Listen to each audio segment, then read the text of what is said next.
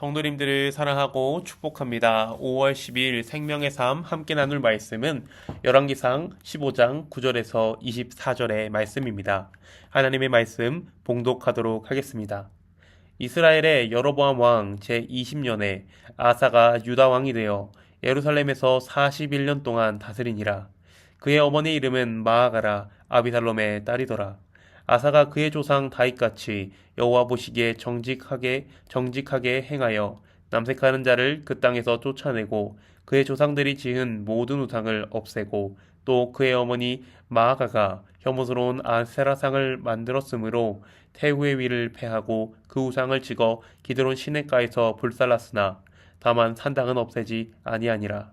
그러나 아사의 마음이 일평생 여호와 앞에 온전하였으며 그가 그의 아버지가 성별한 것과 자기가 성별한 것을 여호와의 성전에 받들어 드렸으니 곧 은과 금과 그릇들이더라.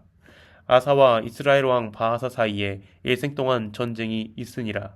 이스라엘 왕 바하사가 유다를 치러 올라와서 라마를 건축하여 사람을 유다 왕 아사와 왕래하지 못하게 하려 한지라. 아사가 여호와의 성전 곳간과 왕국 곳간에 남은 은금을 모두 가져다가 그 신하의 손에 넘겨 다메섹에 거주하고 있는 아람 왕 헤시온의 손자 다브림몬의 아들 벤 하닷에게 보내어 이르되 나와 당신 사이에 약조가 있고 내 아버지와 당신의 아버지 사이에도 있었느니라. 내가 당신에게 은금 예물을 보냈으니 와서 이스라엘 왕 바하사와 세울 약조를 깨뜨려 그가 나를 떠나게 하라 하매 베나다시 아사 왕의 말을 듣고 그의 군대 지휘관들을 보내 이스라엘 성읍들을 치되 이온과 단과 아벨벳 마아가와 긴네렛 온 땅과 납달리 온 땅을 쳤으니 바아가가 듣고 라마를 건축하는 일을 중단하고 디르사에 거주하니라. 이에 아사 왕이 온 유다에 명령을 내려 한 사람도 모면하지 못하게 하여 바하사가 라마를 건축하던 돌과 제목을 가져오게 하고 그것으로 베냐민의 게바와 미스바를 건축하였더라. 아사의 남은 사적과 모든 권세와 그가 행한 모든 일과 성읍을 건축한 일이 유다 왕 역대지략에 기록되지 아니하였느냐. 그러나 그는 늙음하게 발에 병이 들었더라.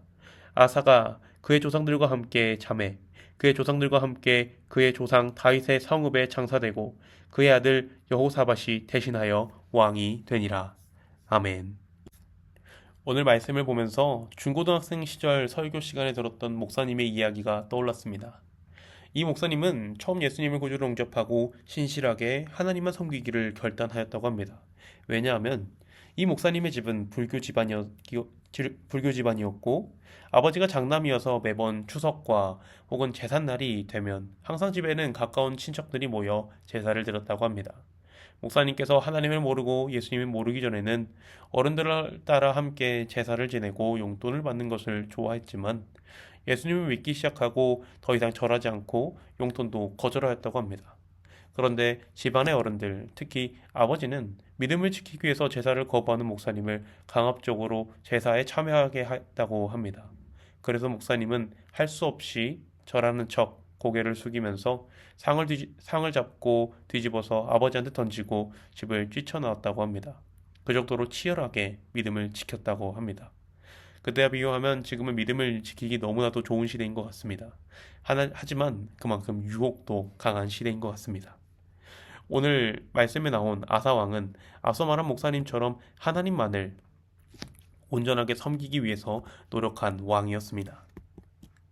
아버지 아비암이 3년을 통치한 것과 다르게 그는 41년이란 시간 동안 남유다를 통치하였고 11절의 말씀처럼 다윗과 같이 여호와 보시기에 정직한 왕이었습니다. 그는 이전에 자신의 아버지가 방치하였던 남색하는 동성애자들을 쫓아내었고 조상들이 만들었던 우상들을 모두 없애버렸습니다. 그런데 10절을 읽으면서 신기한 것이 있습니다. 아사왕의 아버지 아비암의 어머니는 아비살롬의 딸 마아가입니다. 그런데 아사의 어머니도 마아가입니다. 이 말씀을 보면 근친상간을 통해서 낳은 아들이 왕으로 세워진 것인가 하는 의문이 생길 수도 있지만 어머니라고 번역된 히브리어 은 직계 가족들 중에 어머니, 할머니와 같은 여자들을 말할 때 사용하는 단어입니다. 마아가는 그의 할머니입니다. 하지만 아사 왕의 할머니 마아가는 우상 숭배하는 자였습니다. 우선을 공경해야 하는 것이 마땅합니다. 그래서 나이가 많은 자신의 할머니라고 충분히 넘겨갈 수 있지만 아사 왕은 할머니의 지위를 폐회시키고 우상을 파괴하였습니다. 하나님 앞에서 온전하게 살고자 하는 것에 한치의 양보도 하지 않고 예외도 두지 않은 것입니다. 이를 볼 때 인간적인 생각으로 예의가 없다고 생각이 들 수 있습니다. 하지만 하나님은 거룩하신 하나님입니다. 거룩하다는 것은 특별하게 구별되었다는 뜻입니다. 그렇게 거룩하신 하나님을 섬길 때는 거룩하게 섬겨야 합니다. 예전의 왕들이 하나님을 버릴 때의 모습은 우상만을 숭배하는 것이 아닙니다. 솔로몬도 그렇고 이후의 왕들 모두가 하나님을 버렸다고 있을 때 그들은 하나님을 예배하였습니다. 하지만 거룩하게 하나님을 예배하지 않았습니다. 하나님도 섬기고 우상도 겸하여 섬긴 것입니다. 우리는 하나님만을 온전하게 섬겨야 합니다. 우리의 예배의 대상은 오직 하나님 한 분뿐입니다. 그리고 우리는 교회에서만 예배자가 아닙니다. 우리의 보통의 삶 속에서도 우리는 예배자로 살아야 하고 믿음을 지켜야 합니다. 하지만 이렇게 믿음을 지켰어도 이스라엘과 전쟁은 계속되었습니다.